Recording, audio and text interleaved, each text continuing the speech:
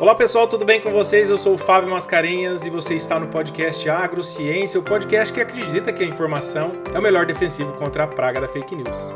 Bom, e nós estamos aqui no episódio número 6. Olha, esse sexto episódio do podcast Agrociência. Eu estou aqui com a minha colega Ana Paula. Seja bem-vinda, Ana. Oi, pessoal. É muito bom estar aqui novamente para um episódio muito importante que vocês com certeza vão adorar esse assunto. E para tratar do assunto de hoje, o que nós vamos bater esse papo hoje? Vamos falar um pouquinho sobre a agricultura familiar, a importância da assistência técnica e algumas características, né, que a gente encontra nesse meio. É isso aí. E para vir falar sobre esse assunto, um assunto tão importante também do agronegócio, da assistência técnica, da agricultura familiar e tudo mais que envolve aqui o nosso programa, nosso projeto, esse podcast, eu convidei uma pessoa muito especial, assim, como as outras que passaram por aqui, porque tem realmente um motivo, né? Tem um motivo para isso. Alguns episódios atrás tive aqui a honra, né, de participar o professor Rodrigo Garófalo, que foi meu orientador no doutorado, e agora, dessa vez, tenho a honra de convidar a professora Juliana Carrijo, que também foi minha orientadora de mestrado. Seja bem-vinda, professora Juliana. Obrigada, Fábio, obrigada, Ana. É um prazer estar aqui de novo, né, reencontrando vocês na realidade. E muito bom esse projeto, maravilhoso, boa ideia, e acho que é o grande desafio da gente realmente acabar com as fake news, né? Essa praga. Exatamente, essa é a ideia, essa é a raiz do nosso projeto, disseminar, aliás, acabar com as fake news que estão se disseminando por aí, redes sociais afora, né? Nós precisamos de alguma forma acabar com elas, minimizar esse mal que assola aí o nosso agronegócio e tudo que está à volta dele. E levar informação de qualidade, dados, né, as pesquisas que estão acontecendo para confrontar aí essas dúvidas e essas informações que muitas vezes chegam de forma equivocada para a população. Exatamente. E para tratar do assunto de hoje, a professora Juliana Carrijo, por favor, se apresente, fale quem é você, de onde você veio, qual a sua formação, o que você faz hoje. Explica pra gente, para os nossos ouvintes. Legal. Bom, eu sou Juliana Carrijo, fui criada em Campo Grande, vim para Dourados especificamente aí para seguir a carreira acadêmica, né? Sou veterinária, com mestrado e doutorado em medicina veterinária, indo para a área de medicina veterinária preventiva. E aí na UFGD atuo na área, na graduação, na área abrangente da aquicultura, da agricultura familiar, sanidade, e na pós-graduação trabalhando aí, orientando no programa em agronegócios. Bacana, muito bom. Bom, Ana, hoje nós vamos falar um pouco de agricultura familiar. E de um projeto, né, que a professora Juliana participa, que toma a frente, né, coordena. Esse acho que é a parte mais importante do episódio de hoje, né? Esse projeto que a Juliana Carrijo traz pra gente, a sua experiência, né? Toda a sua experiência que ela tem. Quantos anos já nesse projeto, professora? 6 anos esse ano. Em maio a gente completa 6 anos. É muita experiência com a agricultura familiar, né? Com o campo. Tem bastante informação para hoje aqui. E que eu tenho a honra de participar desse projeto lá com o pessoal da universidade. Já saiu até livro, tá saindo. A cada ano sai uma coisa nova, muita coisa nova e muita coisa boa, né, desse projeto. É um projeto muito importante, né? Ele tem um impacto bem grande, tanto na comunidade quanto no assentamento mesmo, quanto na universidade, né, professora? A gente acaba não tendo noção, né, do que é esse impacto, mesmo porque tem alguns índices que a gente ainda não consegue definir, a gente não consegue mensurar o que a academia consegue realmente fazer através da integração, né, do ensino, da pesquisa e da extensão nessas localidades. Mas, Fábio, explica um pouquinho para os nossos ouvintes o que é agricultura familiar. Vamos lá, eu tenho uma cola aqui, fiz lição de casa, né? Muito o censo de 2017, ele fala que 77% dos estabelecimentos agrícolas do país, eles foram considerados naquela época como agricultura familiar. Então, assim, 77% é um número razoável, né? Sim, tem bastante gente aí atuando no campo, por meio da agricultura familiar, né? Mas, enfim, o que é a tal da agricultura familiar? Nós temos uma legislação específica para caracterizar, para conceituar a agricultura familiar, que é a Lei 11.326, de 24 de julho de 2006, que ela diz que é considerado agricultor familiar aquele empreendedor que pratica atividade no meio rural, possui área de até 4 módulos fiscais. Vale destacar que esse módulo fiscal ele tem uma variação para cada região do país, né? Aqui em Dourados, na verdade é por município, né? Isso. Aqui no município é uma quantidade, né? Um tamanho de área, esses 4 módulos. São Paulo é um outro tamanho, mas nós não vamos entrar nesse mérito agora. Mas até 4 módulos fiscais é considerado aí agricultura familiar. A mão de obra ela tem que ser própria da família, não pode ter contratação de pessoas de terceiros, né, para trabalhar. A renda familiar é vinculada ao próprio estabelecimento, né?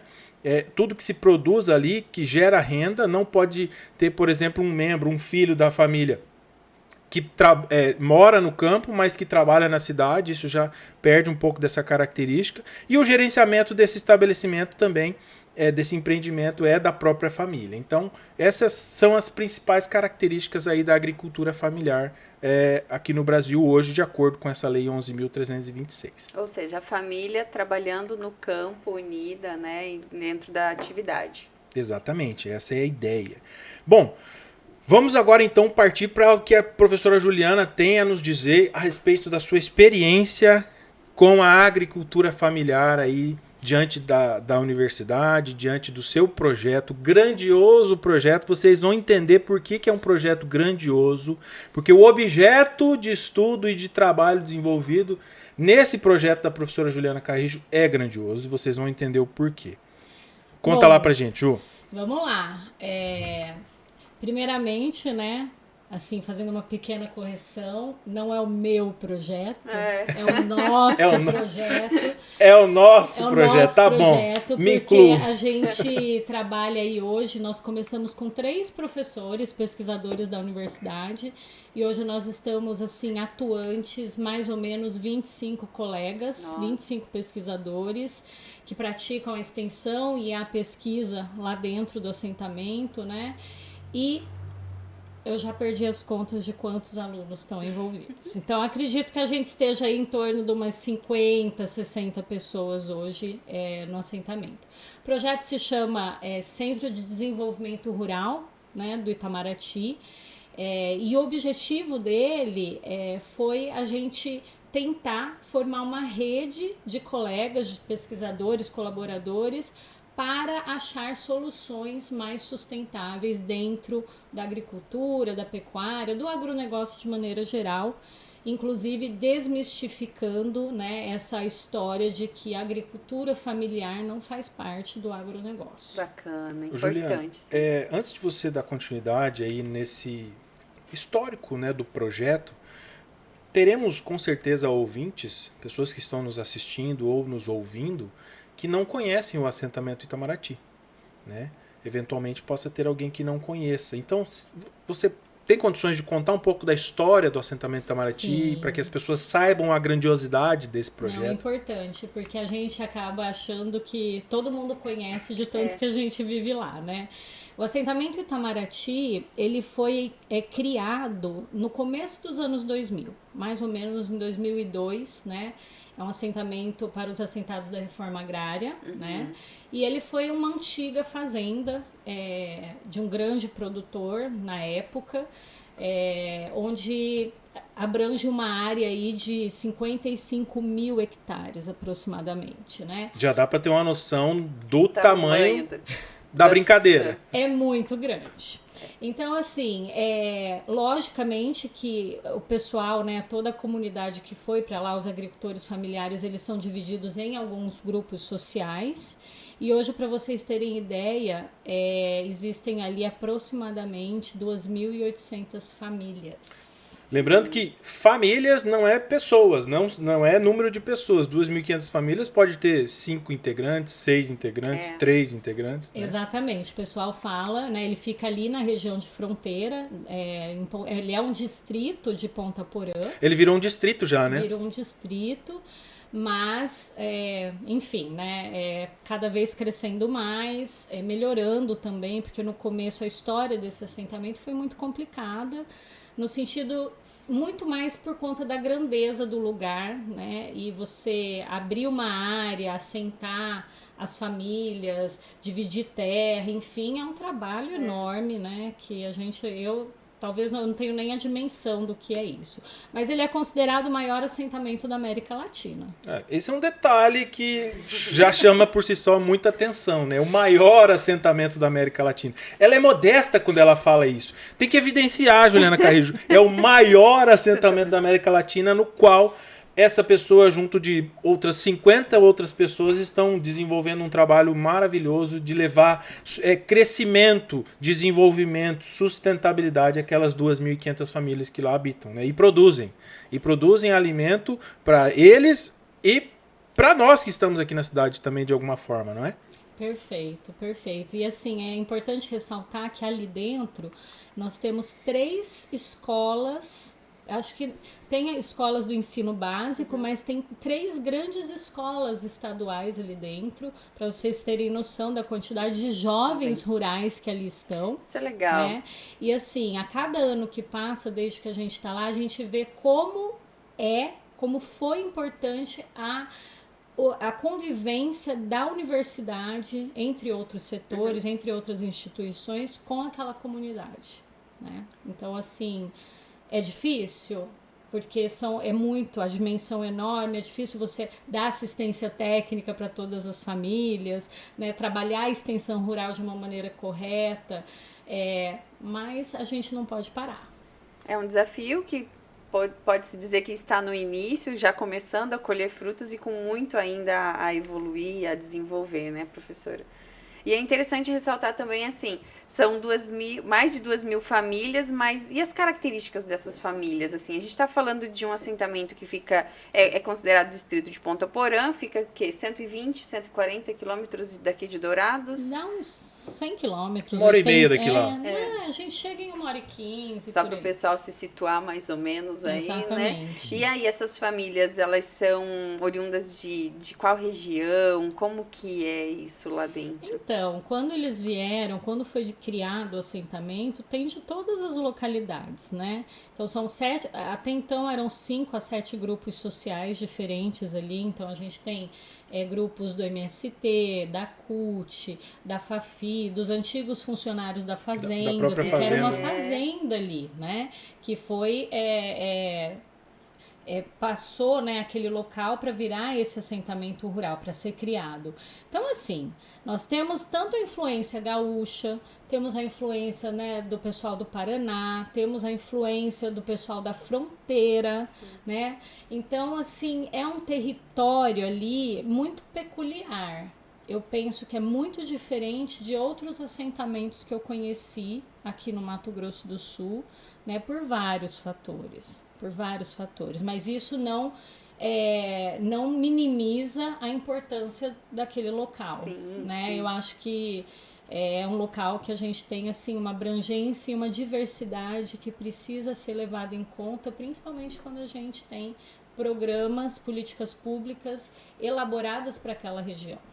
Certo. Não, é bacana que essa sua fala nos remete a uma miscigenação de cultura e de habilidades muito grande dentro de um cenário como aquele, que já deu para entender que é muito grande, né? Tem mais alguma pergunta específica nesse sentido, Ana? Nesse sentido a gente vai já para o próximo ponto, para a gente abordar aqui, já que nós temos uma diversidade muito grande de pessoas, culturas, aí propriamente por conta da produção lá dentro, né? O que eles plantam, o que eles trabalham, quais são as atividades e dentro dessas atividades que eles realizam lá dentro, quais são os projetos que tem lá, como que é feita a ação dos projetos com a produção lá dentro. Legal. Ali no Itamaraty, a gente vê que a maioria das famílias, assim, o forte é grãos, né? Soja, milho, e a gente pode fazer esse paralelo com a região que eles estão inseridos, sim, né, aqui. Acho que na parte animal, a gente tem a produção leiteira muito forte, tá? Bastante. E a gente tem algumas outras produções que em menor escala. Então tem o pessoal que mexe também com hortifruti, com hortaliças, que entregam nos programas públicos. Nós temos alguns grupos que trabalham com apicultura, né? Agora, uma cadeia bem incipiente é a piscicultura, ainda bem no início.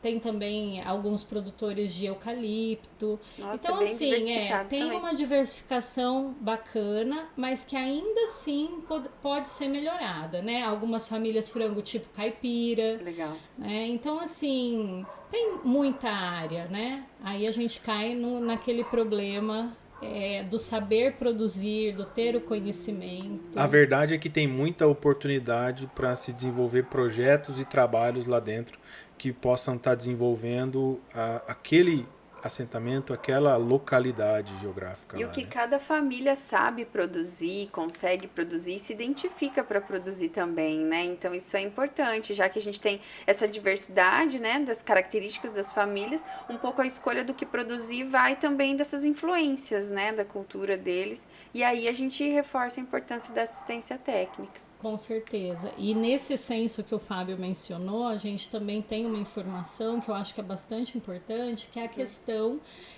de 80%, 70% a 80% das propriedades no Brasil não recebem nenhum tipo de assistência técnica. Quando a gente fala de assistência técnica e extensão rural, né, a gente está falando tanto das privadas quanto das públicas. E aí você vê, somente 20% recebe essa assistência técnica e ou extensão rural, e existe uma diferença, né? Porque quando a gente fala de assistência técnica, a gente basicamente foca numa assistência pontual. Mas quando a gente fala de extensão rural, é um trabalho também de educação continuada, que são os serviços das agências de extensão rural, né? E isso é muito importante, porque você está falando de famílias que muitas vezes as pessoas mais velhas não têm um letramento, não tiveram a oportunidade de ter essa educação formal, né? Não sabem, não tiveram o acesso. Né?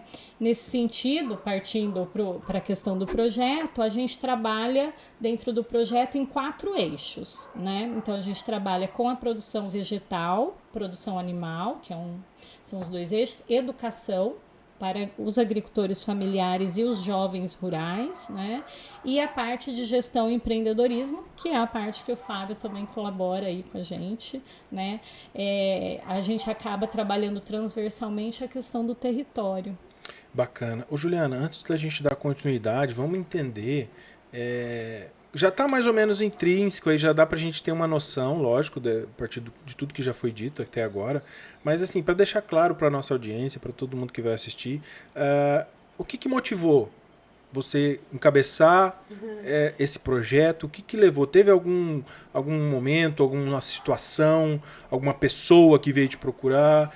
Você estava passeando por lá e viu aquilo? O que motivou você criar essa parceria da UFGD com o assentamento, da parceria da UFGD com os demais parceiros que eu sei que você tem, né, que o projeto tem, para desenvolver todos esses treinamentos, esses cursos, essas informações que vocês estão levando lá para aquela comunidade? Essa pergunta, Fábio, assim, é complicada. Mas, assim, de forma geral, em 2017, né, eu sempre tive a extensão na minha vida, tanto na época de universidade, quanto... Né, na família, meu pai era professor universitário, ele também trabalhava com assentamento rural, também era veterinário, legal. Então teve toda uma convivência nisso. Mas as pessoas às vezes acham que é só um propósito meu e na realidade pode ser que seja também um propósito. Em 2017 eu ocupava o cargo de pró-reitora de extensão e cultura na UFGD. E nesse momento eu percebi que a universidade e mesmo as agências de ATER não iam conseguir dar conta do tanto de família que tem. De demanda. A demanda é imensa, né? E aí eu fiz umas visitas para todos os prefeitos do Conesul na época, incluindo Dourados.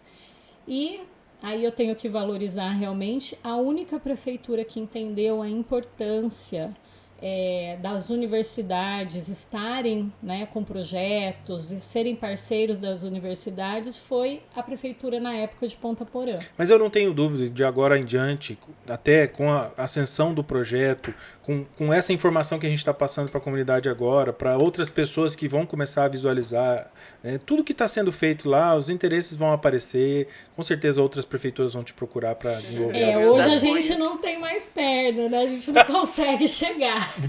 O problema é que o bonde passou, né? Não subiu, ficou para trás.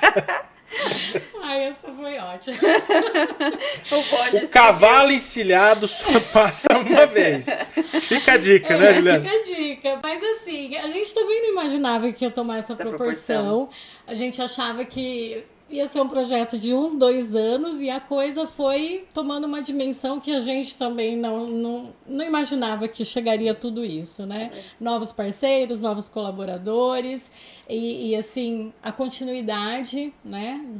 Até mesmo porque a gente não chega lá impondo nada, a gente conversa, a gente vê a demanda, a gente respeita o que eles querem que seja feito.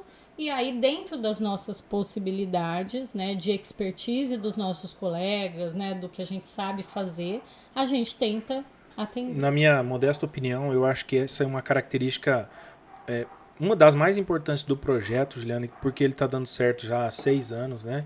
É justamente essa questão dos professores, né, dos pesquisadores, dos extensionistas irem lá ouvir as dores daqueles produtores. Essa questão de chegar lá impondo, não, você tem que fazer isso, fazer aquilo, não dá certo, não tem como. Eu particularmente descobri na prática isso. Eu, quando fui desenvolver o meu projeto lá, eu escrevi o projeto de uma forma. Quando eu cheguei lá para desenvolver, era totalmente diferente do que eu pensava, o que eles precisavam. Eu tive que reestruturar, readaptar para poder atender realmente a demanda. E de fato, enquanto nós estivermos fechados a essa realidade, né, a essa necessidade de adaptar os nossos projetos às demandas desses produtores rurais, não vai para frente, né? Então, o projeto do Itamaraty está de parabéns por isso, né, por ter essa visão, essa percepção, essa noção, né, de estar aberto à demanda deles, né, e não à demanda nossa, o que nós achamos que é melhor para eles, né? Então isso é importante. Eu acho que você tocou num ponto muito essencial, Fábio, porque assim, quando a gente fala de agricultura familiar, a gente não pode considerar todo mundo igual. Né? Exato. Eles não são homogêneos. O produtor rural, de maneira geral, nós acabamos de falar que é composto por diversas culturas. Gente do Brasil inteiro que estão ali, né? Exatamente. Então, a gente tem que ter muito cuidado, né? E aí, assim, as políticas públicas têm que ser elaboradas pensando nessa situação, né? A gente não pode ter uma assistência técnica, uma extensão rural engessada, padronizada, Perfeito. porque você muda a família, você muda a cultura, você muda o território, ela tem que ser adaptada. Porque a própria assessoria, assistência, a consultoria, ela tem que ser ajustada ao objeto. Não ao tem cliente, como. Claro, Sim. Exatamente. É uma consultoria semelhante a uma consultoria do Sebrae, por exemplo, né? E não adianta eu chegar lá, para Ana deu certo, para Juliana vai dar certo também. Isso não é uma receita de bolo, né? Exatamente. A heterogeneidade daquele local, porque é muito grande, é muito complexa. Né? Então, assim, eu acho que o pulo do gato, né, como dizem aí, os nossos colaboradores, como o Fábio fez, se despir da questão de cima para baixo. A situação é bottom-up, né? O que a gente fala é ir lá, escutar as dores. Se a gente já vai com algo pré-formado, a gente tem que readaptar, porque senão não vai dar certo. Sim. Tem que levar em consideração o que os produtores lá vivenciam, né, gostam, sabem fazer, né, para poder dar certo. E o que eles estão dispostos a fazer também, né? Com certeza. Porque senão é perda de tempo minha, deles e dinheiro público também jogado fora, né? Porque se a gente for ver o meu salário, né, que é pago pelo contribuinte, tá ali. Então, assim, eu acho que quando o negócio é conversado, a coisa flui. Flui, O problema exatamente. é que muitas vezes as pessoas não têm o diálogo, e é o que a gente chama do diálogo horizontal. A gente realmente saber quais são as dores e realmente tentar amenizar essas dores, porque sanar vai ser complicado. Mais difícil, né? Considerando- Mas assim, os resultados já estão aparecendo, é sinal que o caminho tá certo. Exato. Qual que é o maior projeto hoje lá, Juliana? São várias ações que a gente desenvolve lá, né?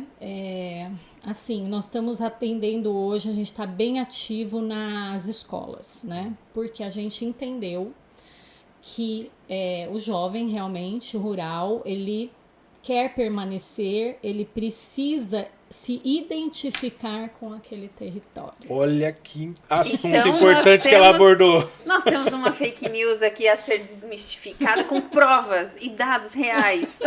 Isso foi a deixa que nós precisávamos, Juliana Carrijo. Porque, Fábio, uma das coisas que a gente mais vê na internet é que as famílias estão saindo do campo, migrando para a cidade, que o jovem não quer mais ficar no campo por N fatores. Essa não é a realidade aqui do assentamento Itamaraty, então. Olha, nessa dúvida, né, eu e o professor doutor que veio aqui também, meu colega querido, o professor João Borges, né, e nossos orientados, enfim, nós, há 2 anos atrás, nós começamos uma pesquisa lá, né, mas que hoje faz parte da tese de um dos nossos alunos.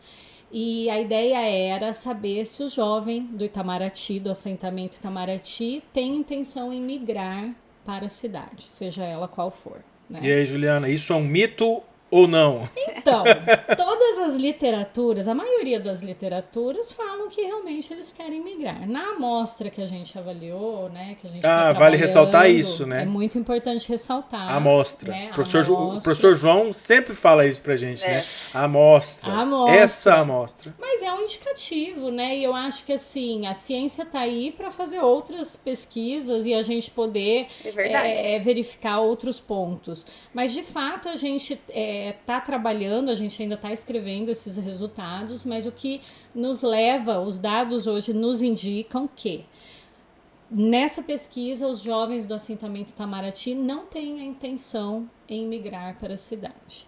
E um dos pontos principais que podem influenciar a decisão deles é a identidade com o território. Olha que bacana. Então veja que importante, né? Por isso nós estamos na escola. Aquela criança que cresce mexendo na terra, acompanhando seu pai na horta, trabalhando em cima de um trator, né, que tem dentro da escola atividades, né, porque existe um eixo das escolas que se chama Terra, Vida e Trabalho, né, muito importante, onde eles aprendem todas essas questões da terra. Essa criança tem realmente uma maior chance, né, de ficar ali, de se identificar com aquele território. Ela pode sair para estudar, voltar, como nós temos alunos na UFGD, vários alunos que foram para agronomia e voltaram, enfim. Eu acho que esse é o caminho, desmistificar, né, informações que a gente já deu como estabelecido como verdade. E até porque o cenário agora ele está mudando, né? A tecnologia, a internet, as ferramentas de trabalho no campo estão se modernizando. Os jovens estão mais, os donos da propriedade estão mais abertos às ideias dos jovens, né? Então está se modernizando também a forma de produzir e esse jovem está conseguindo espaço, né? Está conseguindo se sentir pertencer ao campo e tomar decisões e participar. Então é uma nova realidade, né? Antigamente a gente ouvia muito que era um trabalho muito braçal, era muito sofrido, não era valorizado. E aí os jovens não queriam ficar no campo, E além disso, ainda tem o fator dos atrativos que a cidade tem, né? Internet, Sim. Principalmente, que você falou da tecnologia. Hoje, no campo, tem acesso à internet facilmente, né? Então é um dos atrativos para manter esse jovem no campo. Você sabe que foi um dos pontos que eles tocaram, porque a gente conversou bastante com eles e com os professores, enfim. Eles falam que antigamente não tinha nada disso no assentamento, infraestrutura, atrativo, conectividade, nada disso. Então, realmente, eles não queriam ficar. Mas hoje eles têm já uma melhor conectividade, ainda falta, né, assim, melhorar, mas eles já conseguem, eles têm uma infraestrutura melhor, as estradas estão um pouco melhor, embora depois dessa chuva que deu, foi muito difícil lá. O assentamento, Ponta Porã de maneira geral foi bem judiada, castigado. Nós com essa estamos em 2 semanas consecutivas, né? Exatamente. Eu acho que tem precisando de mais um pouco. Tem mais uma semana. Acho que vai até 10 de março, mas Nossa. assim, Fábio, é isso mesmo, você dá qualidade e oportunidade no campo, porque a gente precisa produzir alimento, gente. Se o pessoal vier tudo para a cidade, vai fazer como? verdade. Vai comer o quê, né? Então, assim... Vai viver de Wi-Fi? Exatamente. A gente tem que, né, nossos gestores públicos, de maneira geral, a gente tem que investir nesse jovem do campo, sabe? Nas escolas que ali estão, que é diferente da escola urbana. Né? Elas são diferenciadas. A metodologia é diferente do ensino e tudo mais. Eu não sou da área de educação, né? Mas eu acredito que segue um mesmo padrão. Sim. Mas o contexto da escola é diferente. Os professores que estão ali, eles assim, no meu ponto de vista, isso é uma coisa bem pessoal, porque eu não sei como é feito, né? Sou veterinária, mas assim, eles deveriam ser dali. Os professores, essa é uma opinião mesmo minha, assim, de conviver, é a minha percepção lá, porque aí eles passam essa vontade da terra, de ficar ali, do valor que aquilo tem. Assim, né? como forma um agrônomo, um médico veterinário e volta lá para trabalhar, seria interessante formar professores, pedagogos e tudo mais. Você sabe que nós temos vários professores que fizeram algumas universidades ao redor, inclusive a nossa, e voltaram para lá. Excelente. É muito legal ver isso. E eles falam, a gente tem às vezes professores que encontram, né, uma das nossas colaboradoras e falam, nossa, você foi minha professora. É muito legal, é um orgulho, né, pra gente ver. Você começa a ver o resultado de todo um trabalho, né, Juliana? Isso aí que é legal. Exato. E vamos falar de expectativas. O que se espera, o que você e o seu projeto, a sua turma, a sua trupe planeja, sua equipe planeja pro futuro. Então, quais as próximas Fábio, cenas desse capítulo, desse episódio? Hoje a gente tem, né? A gente tem aí fôlego financeiro, né, para trabalhar até o final desse ano. E ainda o apoio em menor quantidade financeira até 2025. Então, a nossa expectativa hoje é arrumar novos parceiros, né? Sejam eles parceria público-privada. A gente não tem nenhuma parceria privada. E seria muito legal que as empresas do agro, que as pessoas que...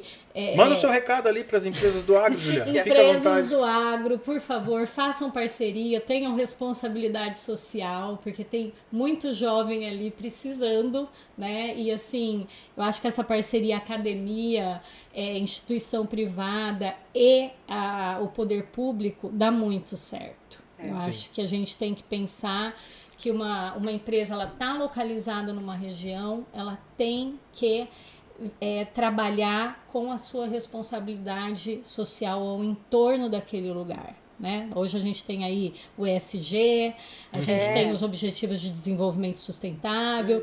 Então, assim, não pensar só, não menos importante, no clima e na governança, mas também na parte social. Social, exatamente.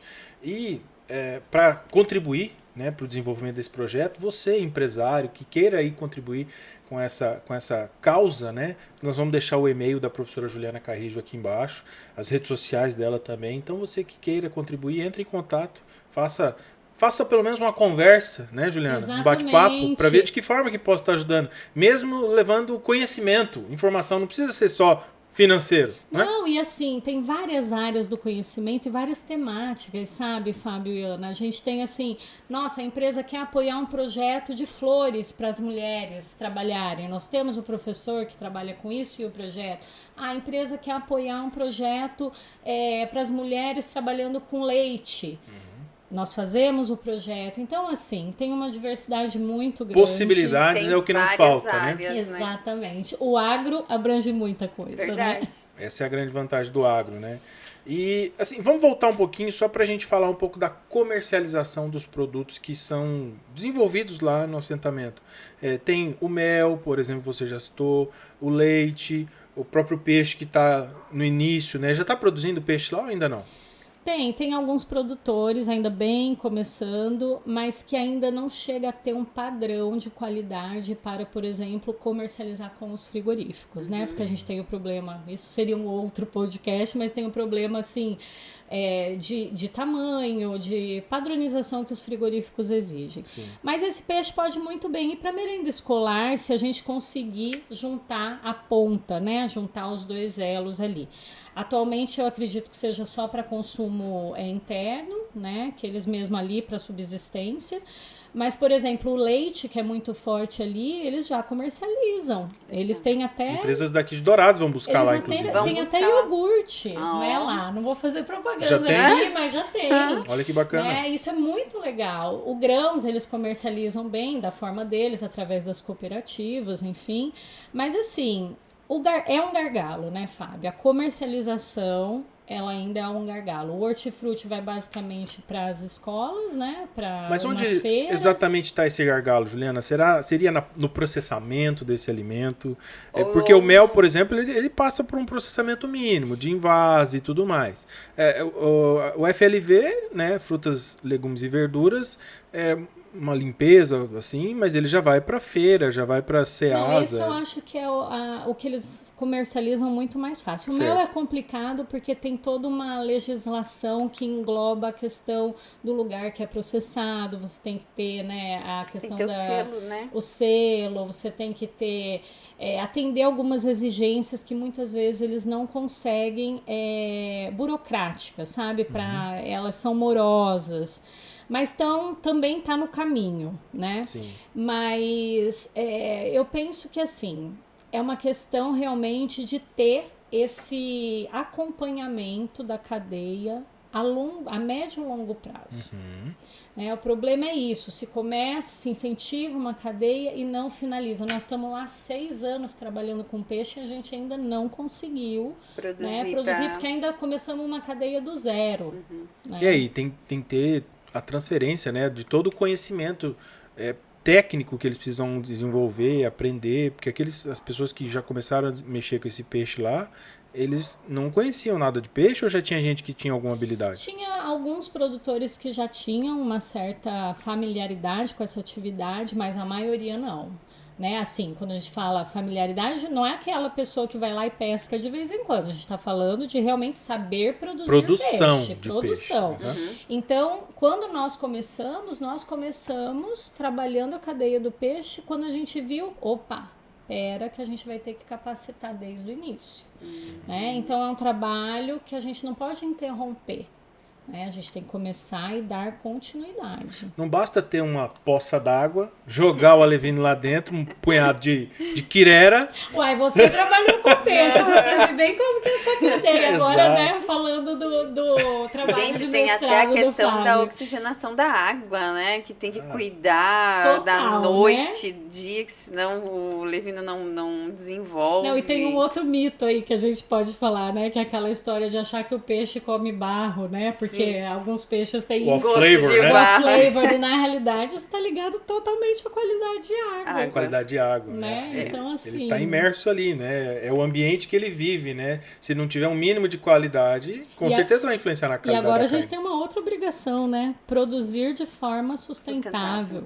Então, assim, é muita demanda e muita responsabilidade, né? Nossa, assunto para discutir é o que não falta, né? Se deixar aqui a gente próximo já. Nossa, se deixar aqui a gente tem tanta coisa para falar. Dá para falar um episódio para cada área dessa, um para piscicultura, porque verdade, tem tantos projetos lá dentro do assentamento que é interessante a gente pensar e de repente abordar um Quem sabe trazer um produtor, né? Para bater um papo. Verdade. Quem sabe? Isso é legal. Trazer o Vitor, a Natália. Exatamente, ninguém melhor que o produtor, que o agricultor familiar para saber as dores que eles têm.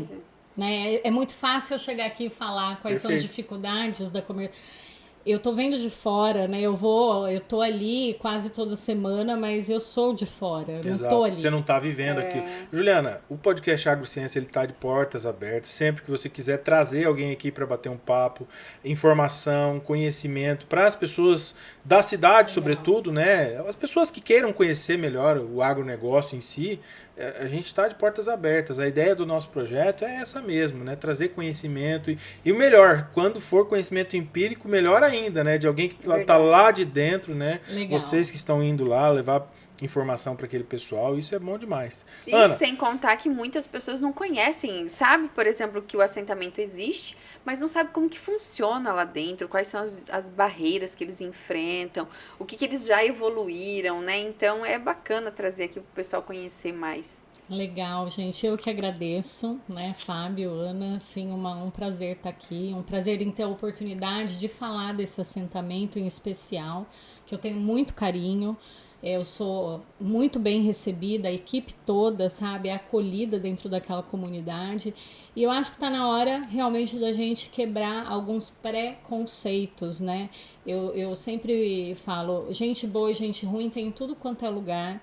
E o que eu vejo ali naquele lugar é muita gente trabalhadora, muita gente que acorda muito cedo e que dorme muito tarde, sabe? que rala todo Que rala dia. bastante e assim, muitas vezes generalizam as questões, né? Isso se tornou uma prática complicada no Brasil. Então a gente tem que estar aberto, a gente tem que escutar quem sabe da informação, que é o que vocês fazem aqui. E eu, assim, estou muito feliz de ver que está dando certo o projeto de vocês, né? E desejar sucesso. Obrigada. Que bom, obrigado. Olha a importância, né, gente, da gente desmistificar fake news, né? A própria fake news gera o preconceito. Exatamente, mesmo, né? gente. Isso. A gente às vezes leva alunos lá que falam, nossa, professora, eu nunca imaginei que um assentamento rural fosse assim.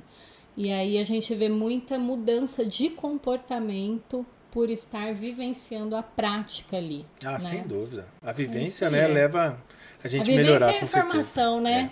Verdade. Com certeza. De qualidade. Mas é isso, pessoal. Juliana, eu quero agradecer imensamente aí a sua presença, a sua disponibilidade de estar aqui batendo esse papo com a gente, trazendo conhecimento, informação, essa vivência que a gente está falando aqui, essa realidade que muitos desconhecem, como já foi dito aqui nesse episódio, muitos não sabem como que é a vida no campo, sobretudo num assentamento que sofre ainda muito mais, além de tudo, o preconceito, né? Então, assim, nós queremos agradecer imensamente em nome do projeto, eu e a Ana queremos agradecer aí e desejar sucesso, prosperidade, Novas parcerias. que esse projeto cresça ainda mais, né? E traga muito mais conhecimento, informação e desenvolvimento sustentável para aquelas famílias daquele assentamento. Legal, obrigada, Então agradecemos gente. a sua presença, a sua disponibilidade. Ana, também quero agradecer por você ter vindo de Amambai para cá hoje, debaixo de muita chuva. Meu Deus do céu, gente, não vai parar de chover Chuva, mais. né? Muita chuva. Mas é muito importante estar aqui. Eu acho que, além de levar conhecimento pro pessoal, a gente aprende muito aqui, né? Então tá sendo muito rico para mim participar desse projeto e é um prazer estar aqui, né? E ouvir e saber um pouquinho mais. É isso aí. Então, vamos ficando por aqui. Aquela velha dica, né? Não deixe de compartilhar os nossos episódios, se inscrever no nosso canal, né? Ativar o sininho, as notificações. Compartilhar o vídeo. Compartilha com seus amigos para que todos conheçam aí o assentamento Itamaraty, a história do assentamento e tudo que é desenvolvido lá, né? E os demais episódios que nós já postamos por aqui. Siga a gente nas redes sociais. Se você tiver alguma dúvida a respeito desse projeto, a respeito do que tudo que foi dito aqui nesse episódio, você pode entrar em contato conosco aqui nos comentários, seja no YouTube, seja nas redes sociais, nas plataformas de streaming, onde você estiver assistindo ou ouvindo esse episódio, entre em contato com a gente. Se você tiver alguma dúvida que a professora Juliana possa responder, eu tenho certeza que ela vai responder com bastante carinho, nós também, tá joia? Então, muito obrigado pela sua audiência, obrigado por você ter ficado conosco até aqui. Deixo aqui um grande abraço. Ana, quer deixar um último recado? Até o próximo episódio. É isso aí. Até o próximo episódio, pessoal. Tchauzinho, muito obrigado. Valeu!